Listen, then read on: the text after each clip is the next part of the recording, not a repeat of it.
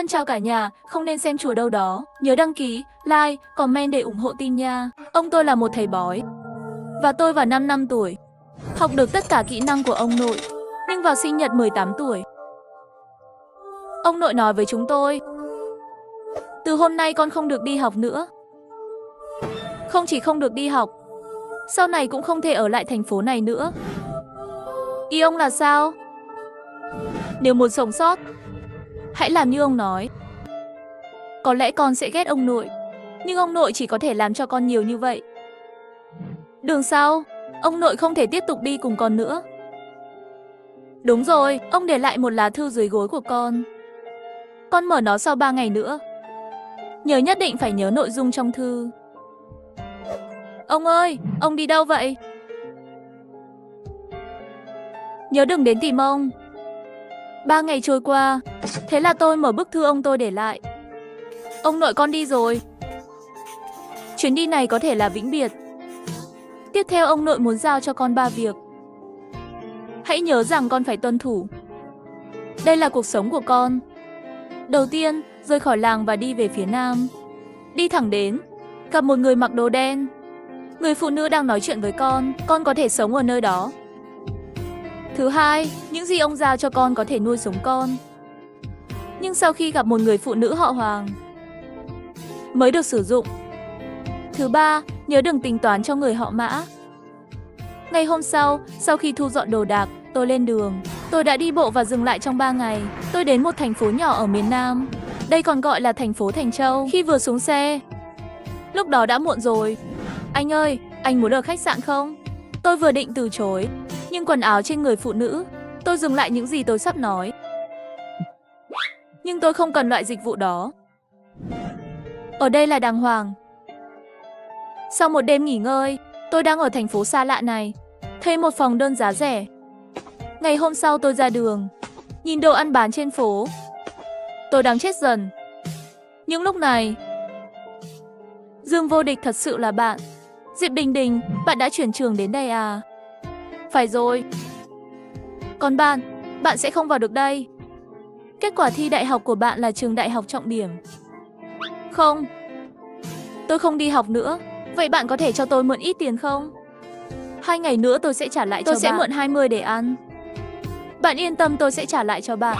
Bà chủ cho 10 chuỗi thịt nướng, 2 cái ruột, thêm 5 cánh gà nữa. Đúng vậy, còn 2 cái chân gà nữa. Đủ chưa? Đủ rồi. Quá nhiều.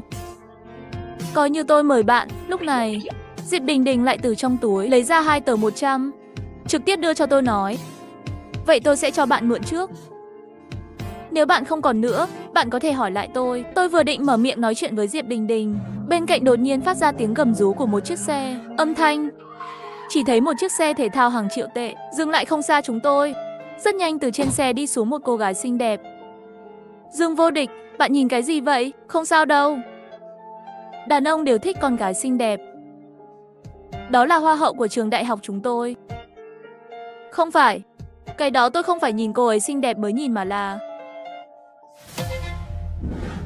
Chờ đã, bạn vừa nói tên cô ta là gì? Hoàng Y, Hoàng Y. Người phụ nữ họ Hoàng.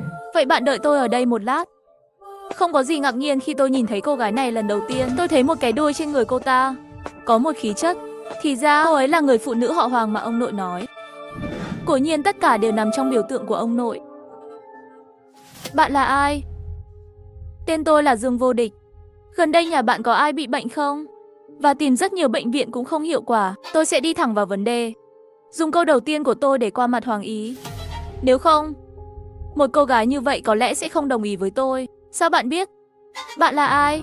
Đừng lo, tôi không có ý xấu. Tôi chỉ muốn nói với bạn là tôi có thể giải quyết chuyện này. Bạn thực sự có thể giải quyết. Tất nhiên, ngay khi Hoàng Y dẫn tôi đi xem, phía sau đột nhiên phát ra âm thanh của Diệp Đình Đình. Dương Vô Địch, chuỗi thịt của bạn. Cảm ơn bạn, bạn có thể để lại cho tôi một cuộc gọi được không? Sau khi tôi xong việc, tôi sẽ mời bạn đi ăn tối. Sau khi chúng tôi trao đổi số điện thoại, tôi đã lên xe với Hoàng Y. Người bị bệnh là Hoàng Tứ Hải, bố của Hoàng Y. Khoảng 1 tháng trước, hắn cảm thấy không khỏe, đầu nặng chân nhẹ, mệt mỏi cả ngày. Thế là anh ta đến bệnh viện kiểm tra sức khỏe. Kết quả kiểm tra lại, cơ thể không có một chút vấn đề gì. Ông của anh ấy đã phát hiện ra, có thể là bị bệnh ác. Thế là mời rất nhiều bác sĩ Trung Quốc cùng âm dương sư đến chữa bệnh cho hắn. Nhưng mà tìm rất nhiều người đều không xem trọng bệnh của hắn. Ngược lại, bệnh của anh ấy ngày càng nặng hơn. Vài ngày trước, Hoàng Tứ Hải nói với gia đình rằng anh đã có một giấc mơ. Trong mơ có một ông già râu trắng, chỉ vào anh ta và mắng. Nhưng la mắng cái gì hắn không nghe được. Cứ như vậy mà chửi suốt 3 ngày. Hắn đã hôn mê mấy ngày rồi. Sao con quay lại? Không phải con đi học sao? Ông ơi, con làm được rồi. Con xuống trước. Bác sĩ Triệu đang châm cứu cho bố con. Lão gia, châm cứu vô dụng với bệnh này. Ông ơi, đây là Dương Vô Địch. Hắn nói hắn có thể chữa khỏi cho bố. Hắn cũng là bác sĩ sao? Tôi không phải bác sĩ, tôi là thầy bói xem phong thủy. Vâng, phong thủy là một kẻ nói dối phải không? Ngày nay cận thị ai cũng có. Con trẻ như vậy thì không làm tốt, làm kẻ lừa đảo. Không, tao rất có trách nhiệm phải nói với con. Con bị lừa rồi, bạn nhỏ. Bạn nói châm cứu của tôi không chữa được. Bạn còn nói bạn là thầy bói xem phong thủy. Theo ý bạn, bệnh của ông Hoàng này có liên quan đến phong thủy không? Tôi vô thức nhìn Hoàng Tứ Hải nằm trên giường. Ý theo sau khi dùng tướng học xem cờ. Màu vàng biển chết đen, môi tím. Vẫn còn một luồng khí đen trên đỉnh đầu và lòng bàn chân. Đó là người chết rõ ràng. Khi người chết biến thành khí, quỷ khí, tuổi thọ đã hết. Khí từ chân đi ngoài ý muốn khó tìm. Đầu và chân, nguồn phong thủy. Đúng vậy, nó liên quan đến phong thủy. Thật là vớ vẩn. Đồ nhóc, xảo trá, cho phép người khác xem phong thủy. Bạn có biết phong thủy của nhà tôi là ai cho xem không? Chính là đại sư đích thân đến hiện trường chỉ điểm. Ra khỏi đây đi. Ông Hoàng, nếu tôi không nhầm, nhà bạn chắc là không ít hơn 3 thanh niên đã chết. Ngoại trừ những người trẻ đã chết, con dâu và cháu dâu trong nhà bạn chỉ cần có thai, chỉ cần là con trai, tất cả đã chết. Đúng không? Tôi vừa nói xong, tôi thấy ông Hoàng, hàng triệu người vốn muốn ăn biểu cảm của tôi, trở nên sốc. Đồ nhóc. Thật tuyệt vời phải không? Vẫn đang lừa người ta. Tôi thấy bạn chưa nhìn thấy quan tài chưa đổ lệ. Tôi đề nghị im đi. Thật sự xin lỗi. Bệnh hôm nay thì chị đến đây thôi. Sau khi Triệu Thập Nhất rời đi, toàn bộ con người Hoàng Triệu đã hoàn toàn thay đổi. Sư phụ, vừa rồi là tôi có mắt không biết Thái Sơn. Xin lỗi. Giờ bạn tin rồi. Tin tôi đi. Chuyện của con trai có lẽ bạn chỉ cần hỏi là biết. Nhưng con dâu cháu gái tôi có thai. Ngoại trừ gia đình chúng tôi, không ai biết. Bạn nhất định là cao nhân. Con dâu tôi 5 năm mang thai 2 bé trai, chưa sinh ra đã chết trong bụng rồi. Mấy năm nay tôi đã mất 2 con trai và 1 cháu trai. Giờ Lão Tứ cũng ngã xuống. Làm ơn, đại sư nhất định phải giúp tôi. Hoàng lão, nếu mạng lưới của bạn rộng như vậy, chuyện này đã xảy ra, tại sao bạn không tìm ai đó để cho bạn xem? Tôi đã tìm thấy rất nhiều, nhưng họ đều nói không có vấn đề gì. Bao gồm cả đệ tử của tổ đại sư cũng đến xem qua. Hắn nói không liên quan gì đến phong thủy. Được rồi, vậy tôi sẽ đánh thức chú Hồng trước. Đến hỏi tình hình đi. Nhà của nhà bạn của thật không có vấn đề gì. Cũng không biết có vấn đề gì không. Đúng rồi, ông Hoàng, tôi cần máu của bạn. Đâm bạn. Các cháu gái tôi đều đi học. Này cũng được. Nói xong, ông Hoàng nhìn cháu gái của mình, Hoàng Y. Con đứng đó làm gì? Nhanh lên. Tại sao? Con chỉ sợ đau. Thiên linh kiếp ứng, mong được sống mãi. Một trong những bảo vệ linh hồn trở về vị trí, bản thân con rùa. 3 hồn 7 phách về bổn cung. Thần binh lửa gấp như luật pháp phá. Đại sư thế nào? Xong chưa? Làm xong rồi, chờ 10 phút. Sau khi hồn phách của hắn đều trở về vị trí, có thể tỉnh lại. Bởi vì đây là lần đầu tiên tôi làm chuyện này. Nhưng khi đối mặt với hàng triệu tệ, tôi vẫn phải chắc chắn. Bởi vì chỉ có như vậy họ mới tin tưởng hơn. Ông ơi, bố cháu nôn ra máu rồi. Bố nên nôn ra máu. Tôi có nhầm không? Không nên. Đại sư, chuyện gì vậy? Làm sao có thể như vậy? Tôi hơi bối rối. Mặc dù từ đầu đến cuối tôi đều rất tinh xảo, rất chắc chắn. Chuyện này xảy ra với tôi là ngoài dự đoán của tôi. Khi tôi không biết phải làm gì, đột nhiên Hoàng Tứ Hải phát ra một tiếng kêu thảm thiết. Rồi hắn mở mắt ra. Lão Tứ, con tỉnh rồi. Giờ con cảm thấy thế nào? Bố, con cảm thấy tốt hơn rồi. Chỉ là gót chân của con, đầu hình như bị cái gì đó giữ chặt. Đau quá. Đó là cây kim tôi làm. Chú Hoàng, tôi nghe cô Hoàng nói. Bạn đã có một giấc mơ trước khi hôn mê. Trong giấc mơ có một ông già đang nói chuyện với bạn, nhưng bạn không thể nghe thấy ông già nói gì. Phải không? Một ông già không có tóc, chỉ có râu. Hắn mắng tôi trong giấc mơ. Mắng cái gì? Tôi không nghe thấy. Tôi rất muốn hỏi anh ấy nói gì, nhưng tôi cũng không phát ra âm thanh. Sau đó anh ta mắng. Đánh tôi đi. Chính là hắn đánh tôi ngất đi. Tôi cũng cảm thấy rất tốt khi nghe ở đây. Dù sao cũng là lần đầu tiên nghe nói chuyện cười như vậy. Tôi chỉ muốn tiếp tục hỏi. Không ngờ Hoàng Triệu lại đột nhiên mở miệng. Đó là ông nội của bạn. Đó là ông tôi. Không chỉ là con mơ thấy ông ấy, Lão Đại và Nhị trước khi chết cũng mơ thấy hắn. Và giống hệt như giấc mơ này của con. Ta tìm người xem mộ ông cố của con, nhưng những người xem đều không nhìn ra vấn đề. Tôi cũng đốt rất nhiều tiền giấy cho ông nội của con, để ông ấy nói cho ta biết trong giấc mơ, nhưng ta chưa bao giờ mơ thấy một lần. Tiên sinh Dương, bạn có nghĩ chuyện này có liên quan đến ông tôi không? Còn có khả năng này nữa. Chúng ta đến mộ tổ tiên của nhà bạn xem một tiếng nữa. Chúng tôi đến nghĩa trang nhà anh ấy. Có thể nhìn thấy là mấy cây xanh dài trước mộ. Đã rất thô, chỉ là lá khô vàng thôi. Thân rời đi rồi, trông như xác chết. Đây là lúc chôn cất ông tôi. Đã trồng cây rồi, sống mấy chục năm rồi, giờ trông như xác chết. Bạn có biết tại sao phải trồng cây xanh trước mộ không? Tôi chưa từng nghe bố tôi nói với tôi. Đây không phải là để làm đẹp sao? Tất nhiên là không. Trước mộ không trồng cây, nhưng ai trồng cây thì phải lo lắng. Mộ của ông nội bạn được chôn ở một vùng đất phong thủy. Có thể nói, nơi này là cơ sở để thay đổi số phận của gia đình bạn. Lúc trước bố bạn có thể có chút vấn đề ở tứ tự, và cây thường xanh đại diện cho thế hệ tương lai. Sau khi tứ tự trồng hai cây này, một đứa con trai mà bố bạn nên có. Vâng, đúng vậy. Bố tôi trước khi ông tôi mất không có con trai. Sau khi ông tôi mất, hắn mới có tôi một đứa con duy nhất. Phong thủy có thể thay đổi vận chuyển. Bố bạn không có con, cầu xin con trai tại mộ của ông nội bạn. Và bạn tình cờ là cuộc sống của nhiều con trai và nhiều hai cây thường xanh này của thật đã rất lớn rồi, nhưng còn lâu mới đạt đến trạng thái tử vong. Tuổi của cây thường xanh đều trên 1000 năm, mấy chục năm mới bắt đầu khô héo. Điều này đủ để nói lên phong thủy của ngôi mộ đã bị thiệt hại nghiêm trọng. Nếu tôi không nhìn nhầm, nhà các bạn là bị người xuống cục phong thủy, và đây là một cái để các bạn mất con cháu. Nghe tôi nói, Hoàng Triệu ngay lập tức trở nên sợ hãi. Mấy người đi cùng hắn cũng đều có vẻ mặt bị sốc. Hoàng Bách vạn mặt không dám tin hỏi lại. Sao lại thế? Hoàng gia chúng tôi làm việc xưa nay đều không có đắc tội người. Nếu không tin, các bạn có thể nhìn 3 thước dưới mặt đất. Phải có rất nhiều bọ dưới lòng đất này. Chỉ cần tìm chỗ xấu cũng được. Nghe tôi nói, Hoàng Triệu người cũng giống như là không phải một trong số họ lấy quốc gia để quyết định. Sau một lúc, ai đó hét lên một tiếng thưa ngài. Thật sự có cái gì đó, có rất nhiều bọ. Nghe những lời đáng sợ đó, chúng tôi nhanh chóng vây quanh. Vừa mới đến gần Hoàng Y liền hét lên một tiếng. Tôi đứng ở cửa hang để xem, làm tôi giật mình. Nếu không phải tôi còn phải bảo vệ hình tượng của mình, tôi em rằng tôi đều hét lên như Hoàng Y. Dương đại sư, bạn nhất định phải giúp chúng tôi. Miễn là bạn giúp tôi, bất kể bạn muốn gì, tôi sẽ đưa hết cho bạn. Vì tôi đã đến đây, tự nhiên là để giải quyết vấn đề. Còn phần thưởng bạn cho tôi là gì, chúng ta sẽ nói sau.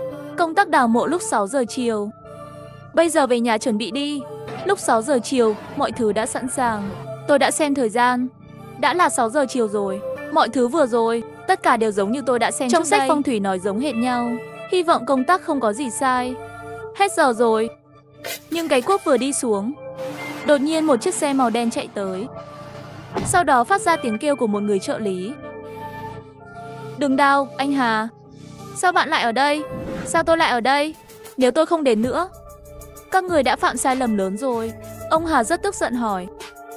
Cứ như thể đó là mộ tổ tiên của gia đình anh ấy. Hoàng Triệu vô thức nhìn tôi một cái, sau đó nói với ông Hà, đây là Dương tiên sinh. Ông Dương, đây là ông Hà Trung Điền, đệ tử quan môn của ông già.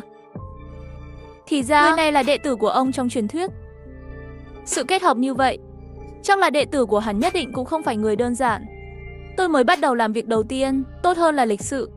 Tôi đang chuẩn bị chào hỏi một cách trân trọng. Ai biết còn chưa kịp nói, hắn nhìn tôi từ trên cao xuống. Ông Hoàng, ông không nhầm phải không? Một người như vậy bảo bạn đào mộ. Bạn thật sự có người đến đào. Chẳng lẽ bạn không biết đào mộ là đại kỵ sao? Đừng nói thân phận của bạn cao quý như vậy. Người dân nông thôn không được tự ý đào mộ. Hơn nữa đây là mộ sư phụ ta cho xem. Cũng là kiệt tác vĩ đại nhất của ông ấy. Một ngôi mộ như thế, không nói cả tỉnh thành, nhìn toàn bộ nước, ai có thể nhìn thấy một ngôi mộ đẹp như vậy? Tôi biết vị trí phong thủy này rất tốt, nhưng có quá nhiều chuyện xảy ra trong nhà tôi, và tất cả đều được ông Dương nói đúng. Anh ta nói vớ vẩn, mèo mù gặp chuột chết. Đọc một vài cuốn sách và trở thành một bậc thầy. Tiểu lừa đảo, bạn cũng là học phong thủy phải không? Vậy tôi hỏi bạn, bạn có biết định nghĩa của tam môn phong thủy? Bạn có biết nguyên tắc phong thủy của sông Tam không? Sau khi Hà Trung Điền nói xong chỉ vào tôi, giờ khắc này khí thế của hắn đạt đến đỉnh cao. Giờ phút này hắn giống như là đứng ở trên đỉnh thế giới cường giả. Và tôi là một kẻ lừa đảo. Nói dối, vì bạn cảm thấy phong thủy ở đây không có vấn đề gì. Vậy bạn nói đi. Vì sao Hoàng gia trong 5 năm, 3 chàng trai trẻ đã chết, 4 bé trai? Và tại sao 2 cây xanh ngàn năm tuổi này lại khô héo? 3 thước sau, tại sao lại có hàng ngàn con bọ dưới lòng đất? Ông Hà, ông cũng học phong thủy. Xin vui lòng giải thích cho tôi. Trước mộ thường xanh khô héo, 3 thước ra côn trùng có nghĩa là gì? Tôi phải đối mặt với một loạt vấn đề của tôi. Hắn hoảng sợ. Anh ta dường như cũng không thể giải thích những vấn đề này. Hoàng gia, nếu bạn tin tưởng Dương vô địch tôi, đào mộ ngay bây giờ. Nếu bạn không tin, tôi sẽ đi ngay bây giờ. Dương tiên sinh, tất nhiên tôi tin bạn. Các người đều nghe lời ông Dương. Tiếp tục đi. Hà Trung Điền lo lắng kêu lên một tiếng, nhưng lời vẫn chưa nói ra, bị Hoàng Triệu làm gián đoạn. Được rồi, anh Hà, bạn cũng đừng nói gì nữa. Nếu bạn muốn ở lại đây xem, vậy thì đừng nói nữa. Nếu bạn không muốn xem, vậy thì đi đi. Đây là việc của hoàng gia tôi. Nếu bạn không tin tôi, được. Tôi muốn xem thằng nhóc này có thể làm gì. Nửa tiếng nữa, một người đào mộ đột nhiên kêu lên. Thấy quan tài rồi. Vài phút nữa trôi qua, sau khi họ đã tốn rất nhiều công sức, cuối cùng mới mở nắp quan tài ra. Ngay khi nắp quan tài mở ra, mọi người hít một hơi lạnh. Bên trong quan tài là một bộ xương trắng, ngay bên cạnh xương trắng và một con cóc, một cái toàn thân đỏ bừng. Con cóc chỉ có 3 chân. Đây là Hồng Thiền. Ông Dương, đây là cái gì vậy? Cái gì gọi là Hồng Thiền? Lời nguyền của Hồng Thiền. Không quá 10 năm, con trai và cháu trai, cục phong thủy này nằm trong số tất cả các học giả phong thủy. Chắc là xếp hàng tiến lên, có 2 loại cóc 13 chân. Một là vàng, cái đó gọi là kim lân. Nếu có thể đào, sức kim lân hậu duệ tuyệt đối là đại phú đại quý, bởi vì không phải là nơi giàu có. Còn màu đỏ thì ngược lại, Hồng Thiền Tây Vận. Nó không chỉ hút vận may của gia đình bạn, vẫn thả ở đây, thu hút hàng ngàn con bọ bùn, hàng ngàn con côn trùng bùn vừa rồi dưới lòng đất 3 thước. Chính là bởi con Hồng Thiền này, vận chuyển khí được giải phóng bị thu hút, vận chuyển tốt, có thể nuôi dưỡng những con vật đó rất tốt. Và sự xuất hiện của hàng ngàn con bọ bùn cũng làm cho cây xanh trước mộ bị xói mòn. Vì vậy, chúng tôi đã nhìn thấy cây thường xanh trông như xác chết. Làm sao có thể như vậy? Rốt cuộc là ai thêm cho chúng tôi? Dưới một phong thủy như vậy, kết cục chết chóc. Tôi luôn làm việc đàng hoàng. Tôi không biết tôi đã xúc phạm ai. Ông Dương, vậy chúng ta phải làm gì bây giờ? Đánh chết Hồng Thiền này sao? Đánh chết không được. Chúng ta cần để nó tự đi. Chỉ có nó tự bỏ đi, mọi thứ trong nhà bạn sẽ ổn thôi. 24 tờ giấy tiền đỏ tôi vừa chuẩn bị. Lấy tiền dài ra với 3 tờ giấy đỏ kia. Có thể mời nó đi. Hoàng gia mới có thể yên tâm. Lúc này Hoàng Y giống như một phụ tá nhỏ. Lấy những gì tôi cần: 3 ngôi sao mặt trời và mặt trăng trên bầu trời. Thông thiên thấu địa quỷ thần kinh 24 chương đỏ phía trước ác quỷ. Đi bộ không ngừng. Tất cả vận rủi đều lấy đi. Vạn năm không trở lại hố này. Đốt hết tiền đồng vỡ. Chỉ thấy con cóc 3 chân kia bỗng nhiên kêu một tiếng, rồi tôi thấy nó từ trong mộ trực tiếp nhảy ra ngoài. Cú nhảy này nhảy ra khỏi khoảng 10 mét. Mọi người chuẩn bị một chút. Nhưng lúc này Hà Trung Điền không thể nhịn được nữa. Hắn thì thầm nói không đúng. Không thể nào. Quá kích động, chuyện này quá kích động. Là hắn, nhất định là cục phong thủy của hắn. Anh Hạc, ý bạn là sao? Phong thủy, không phải học 10 năm 8 năm đều có hiệu quả. Muốn thực sự học cách học, tối thiểu cũng phải có 20 năm thực dụng. Bạn bao nhiêu tuổi? Dưới 20 tuổi. Phong thủy như vậy đã ghi nhớ cục phong thủy. Ngay cả tôi cũng không nhìn ra. Sao bạn có thể nói được? Vậy, tôi dám chắc anh ta là người làm việc ở cục phong thủy. Nếu thanh toán xong tiền trên sông, đột nhiên nổi lên, xem một chút có thể giả. Còn tiếc là bạn là đệ tử của ông. Không ngờ bạn lại nói ra câu đó. Bạn không hiểu gì sao? Không cho phép người khác hiểu sao? Nửa tháng trước, mới từ nông thôn xa đến đây, không biết gì về gia đình bạn. Nếu bạn không tin, bạn có thể kiểm tra. Đủ rồi. Bạn đừng nói lung tung ở đây nữa. Vì danh dự của sư phụ bạn, bây giờ xin hãy rời khỏi đây. Lại nói nhảm nữa. Đừng trách tôi quay mặt không nhận người. Ông già, đó là lựa chọn của bạn. Đừng đến lúc đó xảy ra chuyện gì lại đến tìm tôi. Đi thôi. Hắn vừa đi được vài bước, tôi nhìn thấy một luồng âm khí phía sau hắn. Tôi đang bận, trong khi anh ta hét lên, dạo này bạn phải cẩn thận đấy. Có gì đó đang theo dõi bạn. Búp bê nhỏ, muốn chơi trò gì cũng được. Nếu tôi không nói lần nào. 1 giờ sau khi bạn thắng, khi chúng tôi trở về nhà của Hoàng Triệu, đã 9 giờ tối rồi. Bố sao rồi? Xong chưa?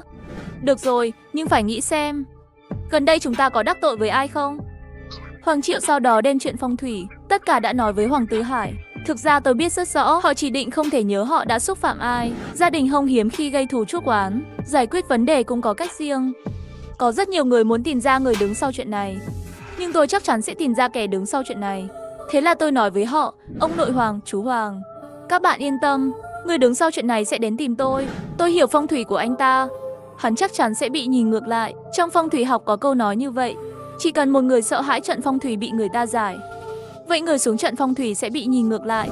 Phong thủy nghiêm trọng sẽ chết người. Cũng chỉ có tìm được người hiểu phong thủy của hắn có thể cứu mạng hắn. Thật tuyệt vời. Và bạn sẽ cho chúng tôi biết đó là ai. Đúng rồi, anh Dương, bạn xem tôi đưa cho bạn bao nhiêu tiền là phù hợp. Tùy ý đi, tiền nhiều tiền ít không sao đâu. 1 triệu có đủ không? Tôi ngoan ngoãn gật đầu. Người giàu này không giống nhau. Cái kia tôi nói tiền nhiều tiền ít không quan trọng. Nghĩa là thế. 1 triệu có quá nhiều không? Bạn đã giải quyết được rắc rối lớn như vậy cho gia đình chúng tôi. 1 triệu không nhiều. Không nhiều. Rời khỏi Hoàng gia, tôi nhìn vào thẻ ngân hàng 1 triệu trong tay. Trái tim đập thình thịch. Đột nhiên một chiếc xe dừng lại bên cạnh tôi. Dương tiên sinh, bạn lên xe trước đi. Tôi sẽ đưa bạn về nhà. Khi tôi nhìn thấy Hồng Y, tôi đã bị sốc. Bởi vì hắn không biết từ khi nào thay đồ. Cái đó không cần nữa. Thật ra tôi tự đi bộ về là được rồi. Lên xe đi. Nếu tôi quay lại ngay bây giờ, ông nội chắc chắn sẽ mắng tôi. Vài phút sau, xe ở ngay cổng khu phố cũ nơi tôi sống, miệng dừng lại. Hoàng Y cũng xuống xe cùng tôi. Hắn bắt đầu đi qua lại khu nhà tôi ở nhìn xem. Có chút ngạc nhiên hỏi, bạn sống ở khu phố này phải không? Đây là một khu rất cũ. Vị trí hơi sợ. Tôi có thể đi với bạn không? Bạn yên tâm, tôi sẽ lên xe một chút là được. Tôi rất bất đắc dĩ dẫn Hoàng Y đi cùng tôi. Nhà tôi hơi nhỏ. Bạn cứ ngồi xuống đi. Khi bầu không khí khó xử, ngoài cửa đột nhiên phát ra tiếng gõ cửa. Muộn thế này rồi, bạn tới tìm bạn à? Ồ, một bên nói chuyện một bên hướng về vị trí cửa. Không đi được, phải mở cửa. Bạn sao? Tôi không có bạn. Ngoại trừ Diệp Bình Đình vừa nhìn thấy hôm nay. Không, đừng mở cửa. Đây là ma gõ cửa. Tôi tóm được hắn. Bắt được khiến Hoàng Y giật mình. Hắn nhấn một tiếng, mặt đầy sợ hãi hỏi, bạn nói gì? Ma gõ cửa đừng sợ. Lùi lại. Sau khi lùi lại 2-3 mét, ngoài thành lại có tiếng gõ cửa. Và nó rất nhịp nhàng. Đúng vậy, đây không phải là người gõ cửa. Đây là ma gõ cửa. Ý thức của con người là hoàn chỉnh. Tiếng gõ cửa sẽ không có nhịp điệu như vậy. Và ý thức của ma là cố định. Họ làm việc rất cổ hủ. Gõ cửa tự nhiên cũng khác với người bình thường. Tôi nhanh chóng lấy nó ra khỏi túi, lấy ra một tờ giấy vàng mang theo bên người. Sau đó giơ ngón tay lên và nói: Thiên thanh địa khanh vạn vật khanh, yêu ma quái không có khiên. Vì sao lại đến với tôi? Nhanh chóng thể hiện cảm xúc thật đi. Đọc xong, tôi liền đem trong tay giấy vàng phủ đánh ra ngoài. Đập vào cửa. Mặc dù chỉ là đánh vào cửa, nhưng lại đánh vào người con ma nữ kia. Chỉ nghe thấy tiếng hét sau cánh cửa. Ngay sau đó cánh cửa rung chuyển dữ dội. Khi cánh cửa rung chuyển dữ dội một lúc, rồi chỉ thấy một người phụ nữ đi thẳng qua. Không chính xác, đó không phải là người. Đó là một con ma nữ. Bạn là ai? Ai đưa bạn đến đây? Đây là lần đầu tiên tôi thấy. Ông tôi chưa bao giờ để tôi tiếp xúc với những thứ này trước đây. Ngay cả nghĩa địa âm khí nặng hắn cũng không cho tôi đi. Hắn không trả lời tôi, chỉ là phát ra loại tiếng cười thảm hại này. Âm thanh gì vậy? Ai đang cười? Bạn đang nói chuyện với ai vậy? Hoàng Y phía sau tôi trở nên toàn thân run rẩy. Rõ ràng là hắn ta không nhìn thấy bạn. Dù bạn là ai, ra khỏi đây ngay. Nói xong tôi trực tiếp rút ra 3 đồng tiền, đập mạnh vào. Với đồng tiền của tôi đã tìm thấy một con ma nữ. Nghe thấy tình yêu một thân tàn tật. Nữ quỷ anh một tiếng thảm thiết. Hoàng Y phía sau còn đang run rẩy. Tôi quay đầu lại nhìn Hoàng Y đầy mặt sợ hãi. Nói không sao rồi. Hắn đi rồi. Giọng nói vừa rồi thật sự là ma sao? Đó là một con ma, nhưng không phải loại ma quỷ muốn chết. Đây là người khác dùng để dọa tôi. Tôi đoán là đến đây để dọa. Thật quá đáng. Trước đây tôi là một bậc thầy. Dương tiên sinh, hay là bạn đến nhà tôi ở đi? Không, họ cũng không ảnh hưởng gì đến tôi. Nếu tôi đến nhà bạn ở, thể hiện là tôi sợ họ. Họ sẽ thúc đẩy vận may. Được rồi, vậy tôi sẽ quay lại trước. Bảo trọng nhé.